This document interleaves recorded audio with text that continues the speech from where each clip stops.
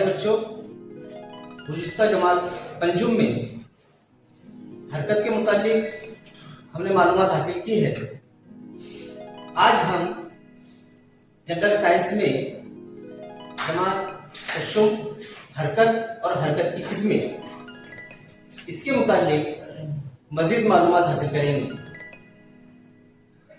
रोजमर्रा जिंदगी में हमारे अतराफ में कई चीजें हमें हरकत करती हुई नजर आती है। हरकत करती हुई चीज को मुतहर्रिक चीजें भी कहा जाता है। अब आप देखेंगे इन तस्वीर में आपको बहुत सारी चीजें नजर आ रही है।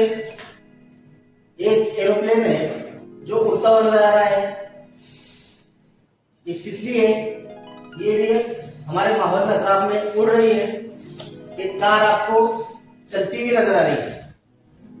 ये तमाम अलग चीजों के अंदर अलग अलग किस्म की हरकतें हो रही है।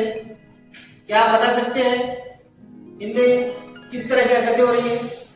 प्लेन जो है, हवाई जहाज, वो अपनी सीधी सिमत में प्रवास कर रहा है, उड़ रहा है। तितली जो है आजादाना तौर पर इधर उधर उड़ती हुई हमको नजर आ रही है। एक कार जो है सीधी सिमत में सफर कर रही है, यानी इसकी हरकत सीधी है बिल्कुल। और एक गेंद है जो हमको नजर आ रही है, ये गेंद की हरकत भी सीधी सिमत में हो रही है।